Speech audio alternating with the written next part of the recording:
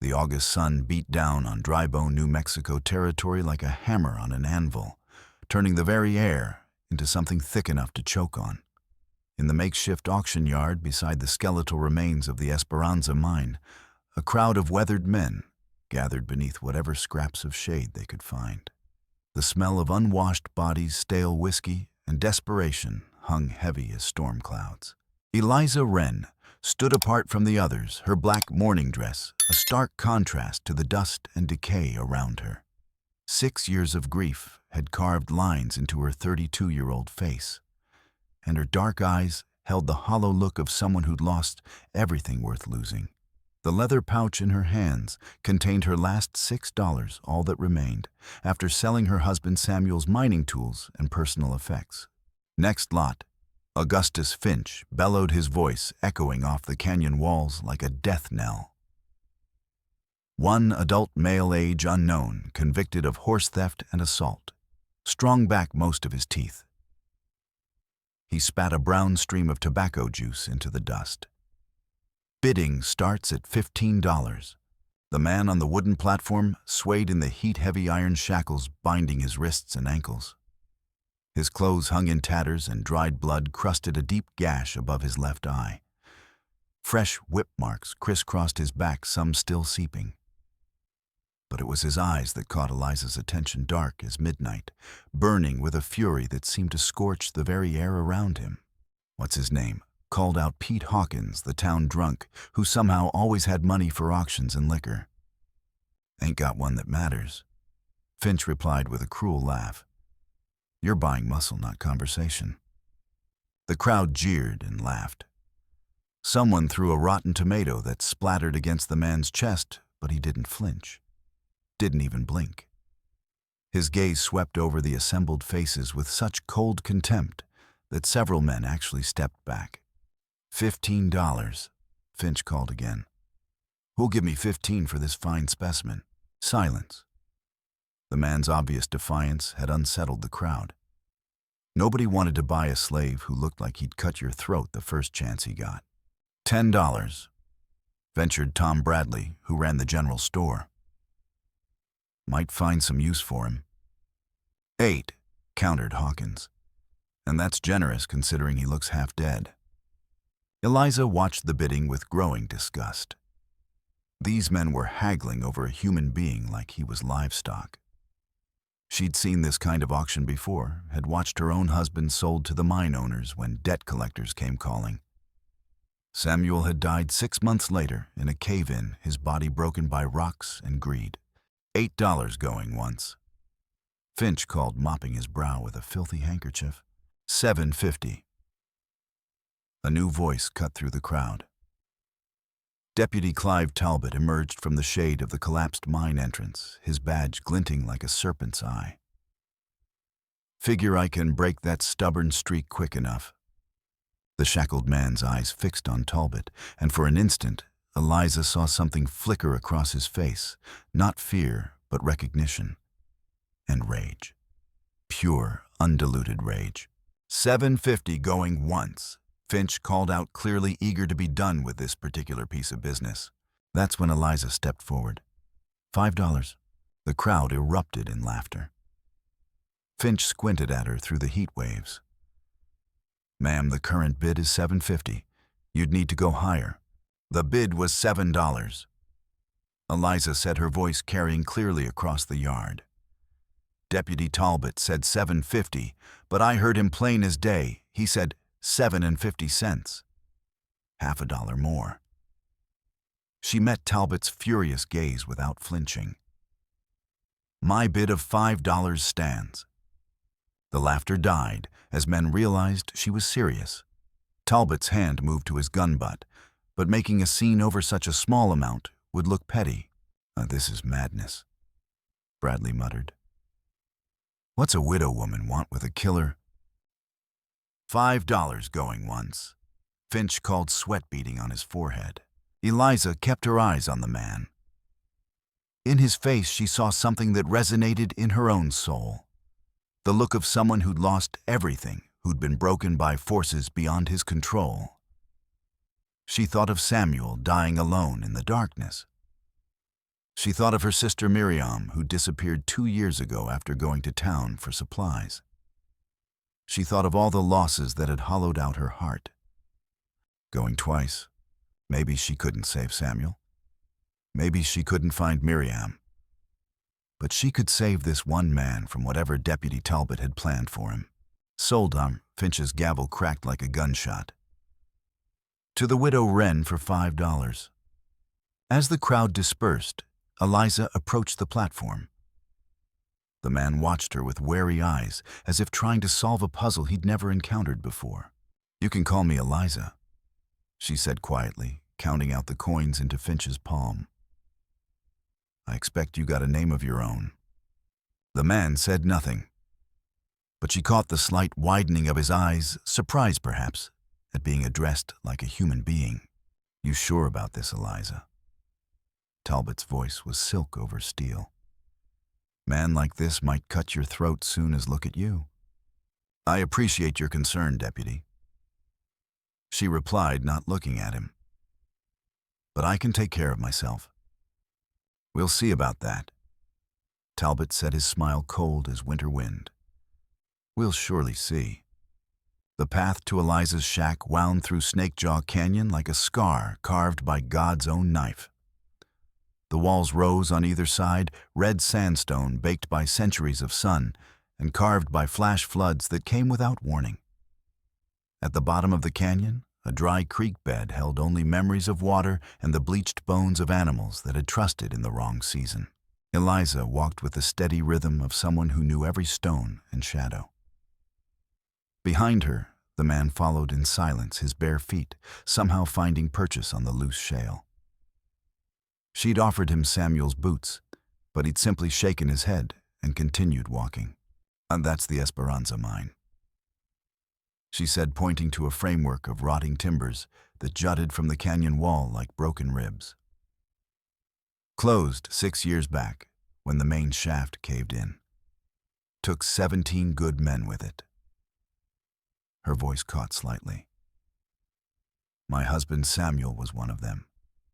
The man's eyes followed her gesture, but he offered no words of comfort. Somehow his silence felt more honest than the empty platitudes she'd endured from well-meaning neighbors. Her shack came into view around the next bend, a humble structure of weathered wood and fieldstone that Samuel had built with his own hands. It perched on a shelf of rock above the creek bed, connected to the water source by a rope and pulley system that had seen better days. "Ain't much," Eliza said, climbing the wooden steps carved into the rock face. "But it's home." Inside, the single room was clean, but sparse. A stone fireplace dominated one wall, while a narrow bed occupied the other. Shelves lined with preserving jars, books, and Samuel's few remaining possessions filled the spaces between. On the mantel sat a daguerreotype of a young woman with laughing eyes and dark hair, the only photograph Eliza owned of her sister Miriam. The man's gaze moved methodically around the room, taking in details with the careful attention of someone accustomed to assessing threats and opportunities. His eyes lingered on the photograph, then shifted to the rifle mounted above the door. "You can sleep there," Eliza said, indicating a corner where blankets were folded beside a wooden chest. "There's a stream about a quarter-mile down canyon if you want to wash. Water's cold, but it's clean." She began preparing a simple meal of beans and cornbread, acutely aware of the man's presence in the confined space. He settled against the wall, his back straight and his eyes alert like a wolf that had learned to tolerate human proximity without ever truly relaxing. "You got a name?" she asked, setting a bowl of beans before him. He accepted the food with a slight nod, but remained silent. Eliza settled across from him, cross-legged on the floor, a position that would have scandalized the church ladies if they could see her. "My sister Miriam used to go quiet like this," she said, surprising herself with the admission. "Could sit for hours without saying a word, just watching the world turn, drove our mama near to distraction." The man's eating slowed, and she saw his attention sharpen at the mention of her sister. "Miriam disappeared 2 years back." Eliza continued, her voice growing harder. "Went to town for thread and never came home. Some say she ran off with a traveling man. Others figure she got taken by one of them recruitment gangs that come through looking for girls to sell. She met his eyes directly. I know which one I believe. The man set down his bowl and looked at her with an intensity that made her breath catch. In his dark eyes, she saw something that matched her own pain, a deep, abiding rage at the injustices of the world. You know something about that, she asked softly. After a long moment, he shook his head. But the gesture felt more like, I can't tell you, than I don't know. Well then, Eliza said, understanding more than she could explain. I reckon we both got our secrets. As evening painted the canyon walls purple and gold, she showed him the small tasks that kept her alive, checking the rabbit snares, tending the garden, maintaining the water system. He observed everything with the same careful attention, occasionally nodding as if committing details to memory. You don't have to stay, she said as they stood on the narrow porch watching the first stars appear. Law says you're bound to work off your debt, but I ain't the type to hold a man against his will. He turned to study her face in the starlight, and she saw something shift in his expression, surprise perhaps, or the beginning of trust. But if you do stay, she continued, I expect honest work for food and shelter. And eventually, I'd like to know your name. A person deserves to know who they're sharing their roof with. The man nodded once, a gesture that somehow conveyed both agreement and gratitude. Then he settled on the porch with his back against the wall, clearly intending to sleep outside despite the narrow bed inside. Suit yourself, Eliza said, but she left the door unbarred. She lay awake for hours that night, listening to the desert symphony coyotes calling across the canyon wind, whispering through the sage the distant hoot of a great horned owl. Underneath it all, she could hear the steady rhythm of the man's breathing from the porch. For the first time in 6 years, she didn't feel completely alone. When dawn broke gray and silver over the canyon rim, she emerged to find him already at work using Samuel's tools to repair the loose boards on her porch. He looked up as she appeared, nodded a silent greeting, and returned to his task. Maybe she thought watching him measure and cut with practiced precision $5 had bought her more than just a pair of strong hands. Maybe it had bought her something she'd thought lost forever. Maybe it had bought her hope. 3 weeks passed in a rhythm that felt almost normal. The man whom Eliza had begun calling quiet in her thoughts proved himself skilled in ways that surprised her. He mended her nets with the expertise of someone who'd worked near water, reinforced her garden fence with an engineer's precision, and somehow improved her water system so dramatically that she could fill her buckets with half the effort. Communication developed between them through gestures, nods, and the occasional meaningful look. She learned he preferred his coffee black and Strong couldn't stomach beans without some form of meat, and had a particular way of scanning the horizon each morning, as if reading a newspaper written in stone and sky. The morning of the flash flood began like any other. Eliza was mending a torn dress by lamplight when the first drops began pattering against the roof. She looked up from her needle, frowning. Sky was clear at sunset, she murmured. Quiet set down the knife he'd been sharpening and moved to the window. His posture went rigid, and he turned back to her with urgent eyes, gesturing toward the fireplace. What is it? She asked, but he was already scattering the coals, stamping out the flames with his boot. Thunder rolled across the canyon, but it was wrong too, sustained, too rhythmic. Underneath it came a sound that turned her blood to ice, the roar of rushing water. Flash flood, she breathed. Quiet nodded grimly and began gathering her most precious possessions, the photograph. Ready from the mantel her small store of coins, the leather journal that had belonged to her mother. He thrust them into her arms, then pointed toward the door. We can't go out there, Eliza protested. The creek bed's the most dangerous place during a flood. He shook his head and pointed upward. Following his gaze, she saw water seeping through the roof boards and heard the ominous groaning of overstressed timbers. Sweet Jesus, she whispered. The whole place is coming down. Quiet had already shouldered Samuel's rifle and was heading for the door. He paused, looking back at her with eyes that held both determination and something else, a fierce protectiveness that she hadn't seen directed at her since Samuel's death. "Go," she said, surprised by the steadiness of her voice. "I'll be right behind you." He crossed the room in 2 strides, his hand closing around her wrist with gentle firmness. His eyes met hers, and she saw a message as clear as speech: "I'm not leaving you." The roof beam cracked like a rifle shot, and a section of ceiling sagged dangerously. Eliza grabbed her shawl and followed him into the storm. The rain hit them like a physical blow, cold and driving and merciless. Within seconds, she was soaked to the skin, her hair plastered to her head. Quiet took her hand, his grip warm and steady despite the chaos around them. Lightning split the sky, illuminating the canyon in stark black and white. The dry creek bed had become a raging torrent, carrying debris and what looked like parts of other buildings. The water was rising fast, already lapping at the base of her rock shelf. "The cave," she shouted over the roar. "There's a cave up there." Quiet nodded and began leading her along the treacherous ledge. The rock was slick with rain, and more than once she felt her feet slip toward the churning water below. Each time his strong hand kept her from falling. Behind them, her shack collapsed with a sound like the world ending. 6 years of her life, everything she'd saved from her marriage to Samuel, disappeared beneath tons of rock and rushing water. They reached the cave as the storm reached its peak.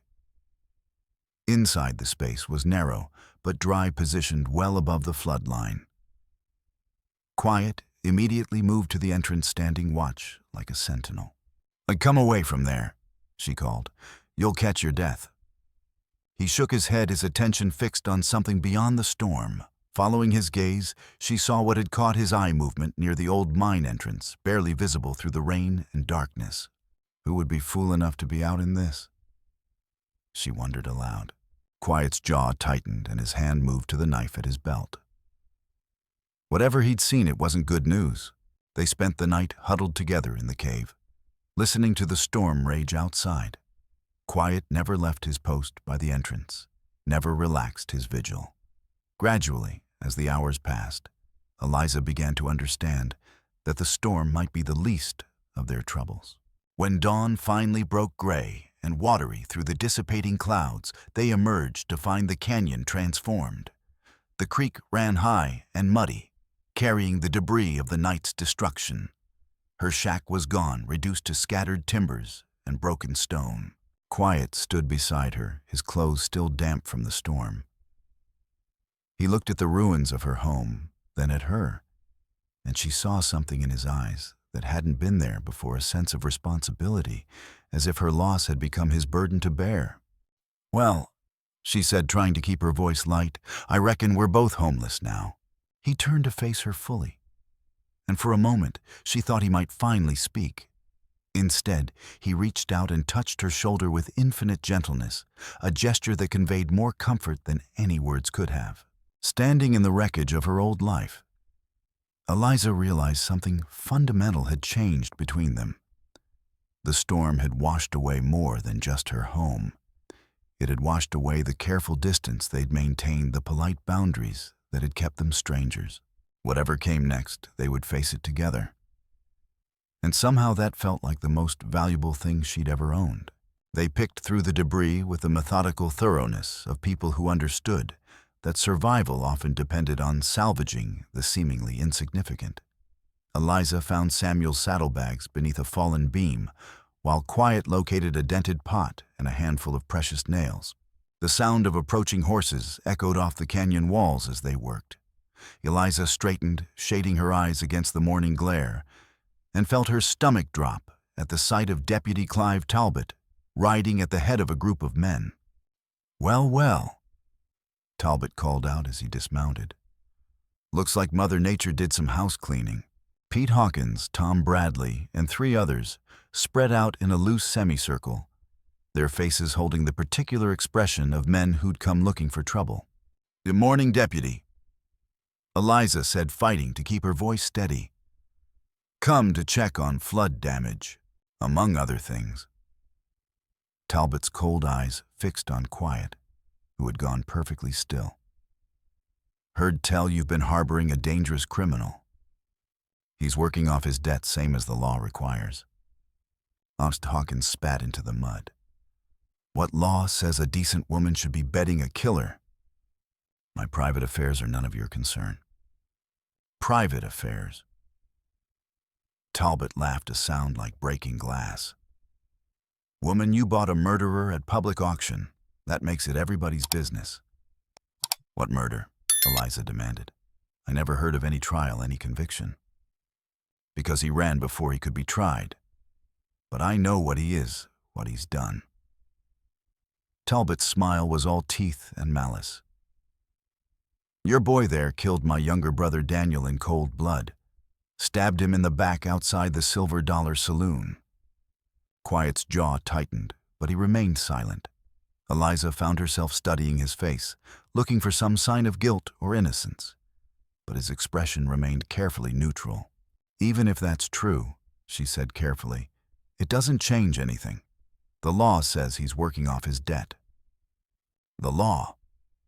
Talbot repeated, his hand moving to his gun. "I am the law here, woman, and I say this man hangs." Quiet stepped forward, placing himself between Eliza and the deputy. He raised his hand slightly, palms out, but his eyes held a kind of weary resignation that spoke of too many battles fought and lost. "You ain't taking him." Eliza said the words surprising her with their firmness. Every man in the group turned to stare at her. Talbot's expression shifted from amusement to something darker. "Beg your pardon? I paid good money for his services, and I ain't finished with him yet. You want to arrest him, you bring me proper paperwork. Until then, he stays with me. You're interfering with justice. I'm protecting my investment." The standoff stretched taut as a bowstring. Eliza could feel Quiet's surprise at her defense of him, could sense the dangerous tension building among the mounted men. "You know what I think," Talbot said, his voice dropping to a conversational tone that somehow felt more threatening than shouting. "I think grief has addled your brain. Think you need help seeing reason. I see plenty clear. Do you, because I see a woman who's forgotten her place, forgotten what's proper?" He gestured to his men. "Boys, I think we need to search this area. Make sure there's no evidence being concealed." The men dismounted and began moving through the debris. Eliza knew they weren't looking for evidence, they were looking for an excuse to provoke a confrontation. Quiet tensed his hand, moving toward his knife. She caught his wrist, feeling the rapid pulse beneath her fingers. "Don't," she whispered. "That's what they want." But she could see the calculation in his eyes, the way he was measuring distances and angles, planning for violence. Whatever else he might be, he was a man accustomed to fighting for his life. "Find anything?" Talbot called out. "Just this," Hawkins said, holding up a small cloth bundle. "Looks like jewelry. Could be stolen goods." Eliza recognized the bundle. It contained her mother's wedding ring and a small gold locket, family heirlooms, not stolen goods, but she knew better than to expect fairness from Talbot's men. "That's mine, family jewelry. We'll need to verify that," Talbot said. "Might take a while. In the meantime, we'll hold it as evidence." The theft was so blatant that Eliza felt her carefully controlled temper finally snap. "You thieving bastard," she said, her voice carrying clearly across the canyon. Talbot's face darkened. "That's enough. You're under arrest for obstruction of justice." "Like hell I am." Quiet moved with lightning speed, positioning himself between Eliza and Talbot, with the hunting knife in his hand. His stance was that of a born fighter, balanced and ready, and suddenly the canyon felt charged with deadly potential. "Drop the knife," Talbot barked, his gun clearing leather. Quiet didn't move, his eyes fixed on Talbot with an intensity that made the deputy take an involuntary step backward. For a heartbeat, the tableau held armed men facing each other across a space that seemed to crackle with electricity. Then slowly, Quiet lowered the knife. He looked back at Eliza, and she saw something in his eyes that she'd never seen before. An apology and a promise.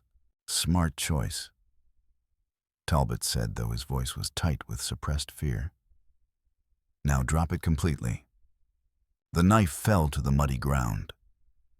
Quiet raised his hands, but his eyes never left Talbot's face. "Or Hawkins Bradley." Talbot ordered, "Take the woman back to town. Lock her up until she comes to her senses." "What about him?" Bradley asked, nodding toward Quiet. Talbot's smile was cold as winter. "He won't be needing a cell." Understanding hit Eliza like a physical blow. They weren't planning to arrest Quiet. They were planning to hang him. Here now with no trial and no questions asked. "You can't do this," she said, desperation creeping into her voice. "Can't I?" Dangerous fugitive tried to attack an officer of the law. Had to be stopped. Talbot shrugged. Tragic but necessary. Quiet looked at Eliza one more time, and she saw in his eyes both farewell and forgiveness. He understood what was happening, understood that her defense of him had only made things worse. "No," she said, the word torn from her throat. "Afraid so," Talbot replied. "But don't worry. Once we're done here, you'll be free to go back to your proper place." The rope appeared in Hawkins's hands, as if by magic. Eliza watched in horror as the noose took shape, watched as Quiet prepared to die for the crime of accepting her protection. And in that moment, she realized that some things were worth fighting for, even when the fight seemed hopeless. She dove forward, crashing into Deputy Talbot, just as he reached for Quiet's arm. They went down together in a tangle of limbs, and Mud Talbot's gun spinning away to splash into a puddle. "Run!" she screamed, even as Hawkins and Bradley converged on them. But instead of fleeing, Quiet bent and scooped up his fallen knife. In one fluid motion, he slashed through the rope in Hawkins's hands, then spun to face Bradley with the blade extended. "You stupid bitch!" Talbot roared, backhanding Eliza across the face, hard enough to split her lip. "You're going to hang right alongside him." Quiet's roar of rage was the first sound she'd heard him make, a primal animal sound that seemed to rise from the depths of his soul. He launched himself at Talbot, with the knife weaving deadly patterns through the air. Talbot rolled away, scrambling toward his fallen gun. Quiet pursued his boots, splashing through the muddy water, but Hawkins tackled him from behind. "Get the woman!" Talbot shouted, his fingers closing around his gun barrel. Eliza was already moving her hand, closing around a piece of broken timber. She swung it at Bradley's head with all her strength, connecting with a solid crack that dropped him to his knees. Quiet rolled away from Hawkins and came up running, grabbing Eliza's hand as he passed. Together, they sprinted toward the narrow path that led deeper into the canyon. "Stop or I'll shoot," Talbot bellowed, but his voice was already growing distant. They ran through the twisting corridors of stone, leaping over fallen rocks and splashing through pools left by the flood. Quiet led the way with sure steps, as if he knew exactly where he was going. "There," he said suddenly, pointing to a crevice barely wide enough for a person to squeeze through. His voice was hoarse, rusty from disuse, but unmistakably real. Eliza stopped so abruptly she nearly fell. "You can talk later," he said, already pushing her toward the gap. "Move." They squeezed through the opening into a hidden chamber, a natural room carved from the rock by wind and water. Quiet immediately began gathering debris, piling it in front of the entrance. "This won't hide us for long," he said, his voice growing stronger. "They'll find us eventually." "Then why are we stopping?" "Because you're bleeding." He moved closer, his hands hovering near her split lip. "May I?" She nodded, and he gently probed the cut with careful fingers. His touch was surprisingly tender for hands that had wielded a knife so effectively. "What's your name?" she asked. He hesitated, the cloth stilling against her skin. "Jonah," he said finally. "Jonah Creed. Did you kill Talbot's brother?" His hand dropped away. "Yes." The simple honesty of the admission hit her like a physical blow. "Why?" "Because he was about to kill someone I cared about. A young girl with dark hair and eyes that still held hope." Jonah's voice was flat, matter-of-fact. She had a way of humming while she worked. Old church songs mostly. Eliza's blood went cold. "What was her name?" "She never told me, but she looked like you." Same eyes, same stubborn chin. Miriam, she whispered. You're talking about my sister, Miriam. Jonah's face went very still. Your sister, she disappeared 2 years ago. What happened to her? Daniel Talbot and his friends ran a recruitment operation. They'd drug girls or get them drunk, then sell them to brothel caravans. Your sister fought back, tried to run. His voice hardened. Daniel caught her, started beating her. Said he was going to break her properly. And you stopped him. I tried to. He pulled a knife, said he'd gut me if I interfered. So I killed him first. What happened to Miriam? She ran.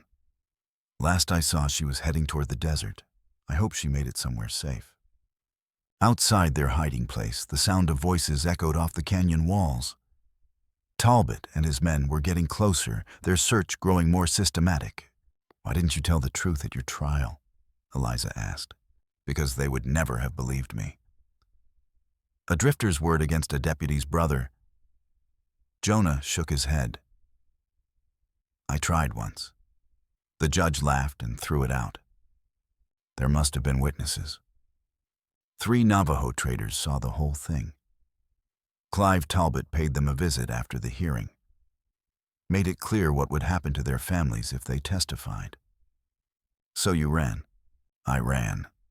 Spent 3 years moving from town to town, always looking over my shoulder. Then a bounty hunter caught up with me in Las Cruces. The voices outside grew louder. Talbot was organizing his men, sending them to search every possible hiding place. We need to move, Jonah said. There's another way out through the old mine shafts, but it's dangerous. Better than Talbot's rope. They moved deeper into the chamber, following a passage that seemed to descend into the mountain's heart. Behind them, the sound of pursuit grew fainter, but never disappeared entirely. Jonah, Eliza said as they walked through the darkness. Yeah, when this is over, I want to know everything. About Miriam, about what happened that night, about why you've been carrying this burden alone. If we survive, he said quietly, I'll tell you everything. The passage opened into a vast underground chamber filled with the ghosts of old mining operations. Rusted equipment lay scattered about like the bones of some extinct beast. And in the distance, barely visible in the gloom, was another tunnel. That leads to the old Chinese camp, Jonah said. If we can make it there, we might have a chance. They pressed forward through the darkness, 2 people bound together by circumstance and the shared hope of survival.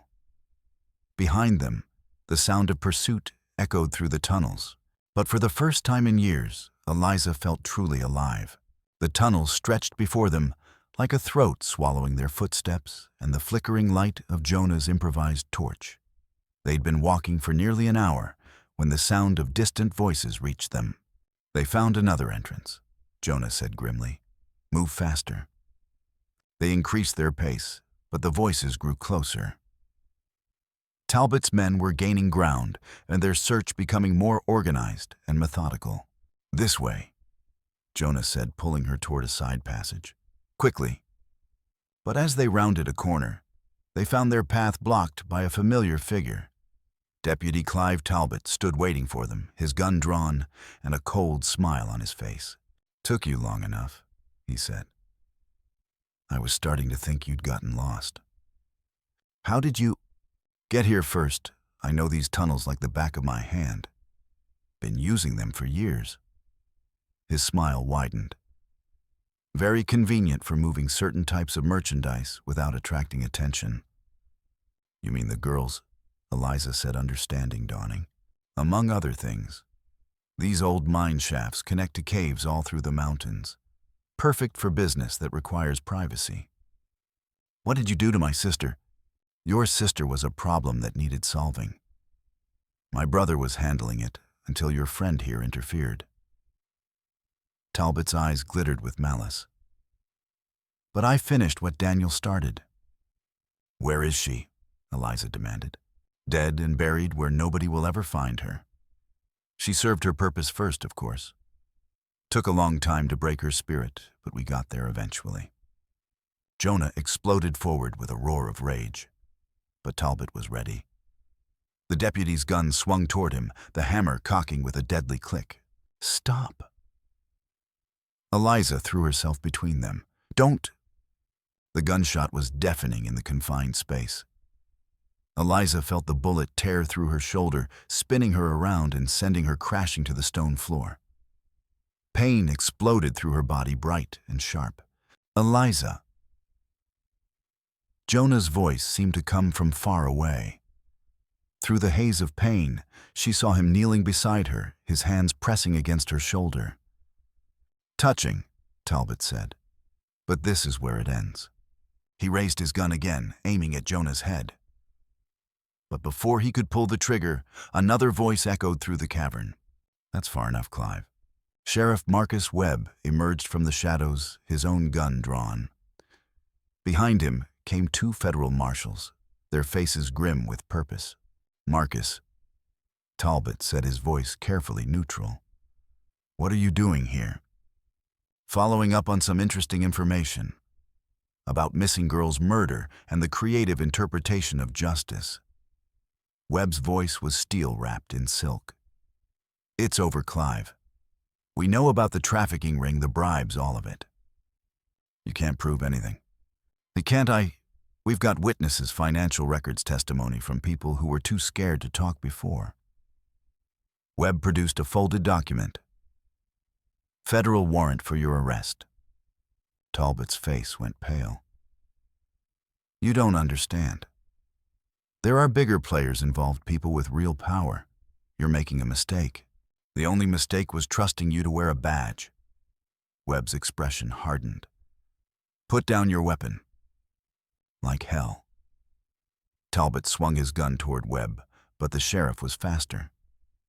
His shot took the deputy center mass, dropping him to the cavern floor. As Talbot lay gasping, Webb holstered his weapon and knelt beside Eliza. "Medical team's on the way," he said gently. "You're going to be fine, my sister," Eliza whispered. "Is she really dead?" "No." Webb said, his voice soft with compassion. "She's alive. Hurt, traumatized, but alive. She's been in hiding for 2 years, too scared to come home." "Alive?" Tears streamed down Eliza's face. "She's really alive. She's the one who came to me with information about the trafficking ring. Took months to convince her to trust anyone, but she finally agreed to help us bring them down." Webb's eyes were kind, but serious. "She's been living with a family in Colorado, working as a seamstress."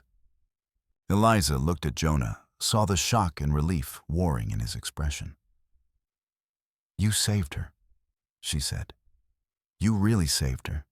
"We all saved each other," he replied. "That's what people do when they refuse to give up."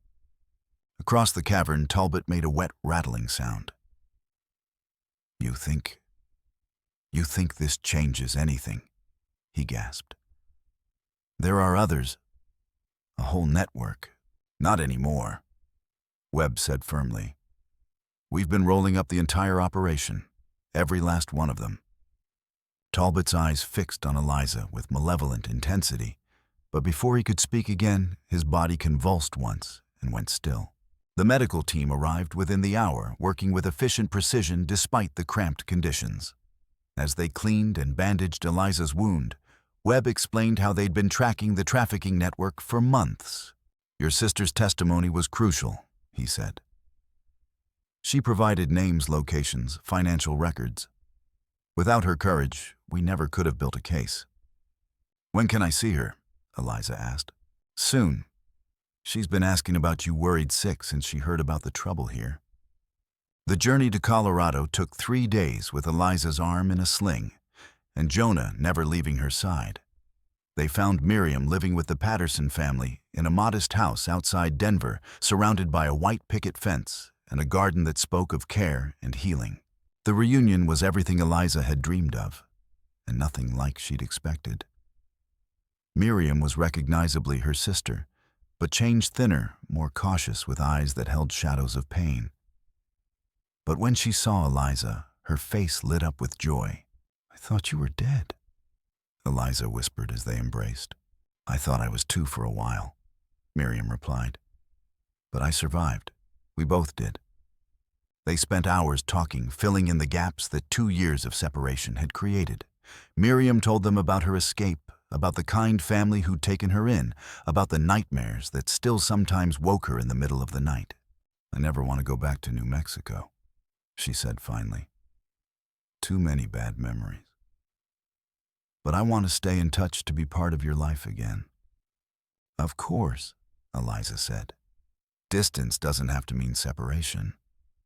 As the sun set over the mountains, painting the sky in shades of gold and crimson, Eliza found herself thinking about the strange journey that had brought them here. A month ago, she'd been a bitter, isolated woman, living alone in a canyon. Now she was reunited with her sister, bound to a man who'd risked everything to save them both. "What will you do now?" Miriam asked as they sat on the porch watching the stars appear. "I don't know," Eliza admitted. "My home is gone, my old life is finished. But maybe that's not such a bad thing. Maybe you could start over somewhere new," Miriam suggested. "Find a place where the past doesn't matter so much." Eliza looked at Jonah, seeing the question in his eyes. "Maybe we could," she said softly. The next morning brought news that changed everything. Sheriff Webb arrived with a telegram and a grim expression. "There's been a development," he said. "Turns out Talbot was part of something bigger than we thought. We've arrested Charles Whitmore, the man who was financing the whole operation." "Who?" Eliza asked. "Rich businessman, owns half of Denver. He's been using his wealth and influence to protect the trafficking network. With Talbot dead, he's trying to clean up loose ends." "What does that mean for us?" "It means you're still in danger. Whitmore's hired professional killers to eliminate anyone who might testify against him." Webb's expression was grave. "We can offer you federal protection, but it won't be easy." "How long?" Jonah asked. "Until the trial. Maybe 6 months, maybe more." Eliza felt her heart sink. After everything they'd been through, they still weren't safe. But before she could respond, Jonah stood up, his jaw set with determination. "No," he said firmly. "We're done running, done letting other people decide our fate." "Jonah." "He's right," Miriam said quietly. "I've been hiding for 2 years, letting fear control my life. It's time to face this head on." "What are you suggesting?" Webb asked. "We testify," Jonah said. "All of us. We tell the truth no matter the cost." "That's incredibly dangerous. Living in fear is dangerous too. At least this way we're fighting back." The trial of Charles Whitmore became the most sensational legal proceeding in territorial history. Eliza, Jonah, and Miriam testified about the trafficking network, the corruption, the violence they'd witnessed. Their testimony was devastating, painting a picture of systematic evil that shocked even seasoned court observers. Whitmore's lawyers tried everything: character assassination, procedural challenges, attempts to discredit the witnesses. But the evidence was overwhelming, and the jury's verdict was swift and decisive: guilty on all counts.